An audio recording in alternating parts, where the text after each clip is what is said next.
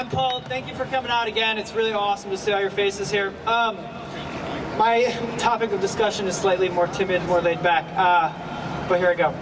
So since 2006, and in the light of the most recent Snowden leaks, it has come to our attention that the beliefs we held that many of our activities, such as the surfing that we do on the web, our private phone calls, our online shopping, the medical data we look at online, our banking data that we look online, text messages, and on with the innumerable number of things we do over our networks have actually been largely and completely captured by massive arrays of internet backbone siphoning computers which store our information on government accessible hard drives for exceedingly long periods of time.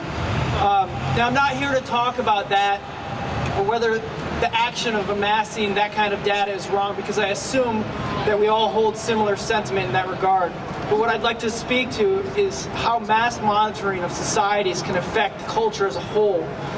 Culture being the way that we interact with each other, the topics in which we choose to discuss with each other, the ways in which we express ourselves, the way we choose to express ourselves to the world around, and the ways in which we express ourselves to the world around us, and so on.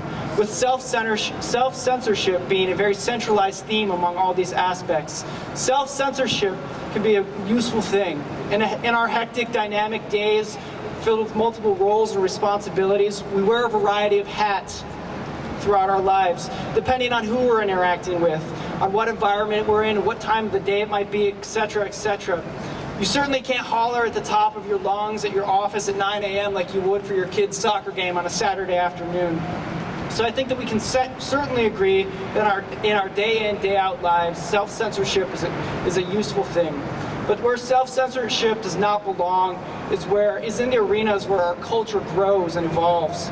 New ways of critical thinking, new ideas, new approaches to problems, uncensored self-expression and artistic and musical creation have the ability to shape and alter our culture as a whole.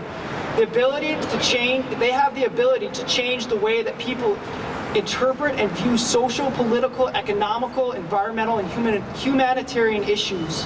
The point is that when a government agency, or any third party for that matter, is snooping on every call, every web page viewed, every text message sent, and every conversation that we have, and we're aware that we're being observed, there then exists a rife opportunity for self-censorship, which is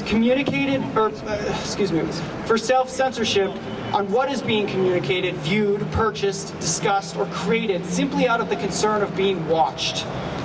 All of these minute omissions on a large scale have the capacity to alter the path in which our cultural progression develops.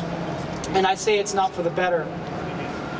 Every word we say, every website we view, every thought we convey across channels where we are aware that there is a third party observing us, there lies the increases the likelihood that we will self-censor, that we will self-monitor the true meanings, the intentions, the thoughts, the responses just out of knowing that we're being viewed from a third party, or out of the concern of being judged, labeled, categorized, or simply viewed as unconventional or fringe.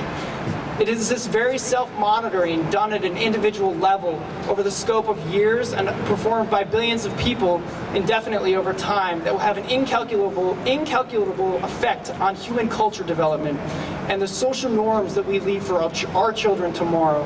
So in the end, I'd like to finish with this statement. The entitlement of privacy granted to us by the Fourth Amendment allows for the unimpeded flowing of intention and information, the settling of curiosity, the creation of thought, unaltered, unmeddled with, raw, and unfiltered because of the inherent assumed state of solitude shared between individuals or parties by any means of communication, and its essentialness to free society and the right to free expression. This is part of why I think we're here assembled today, and let's not forget what's at stake when we fight for our privacy rights.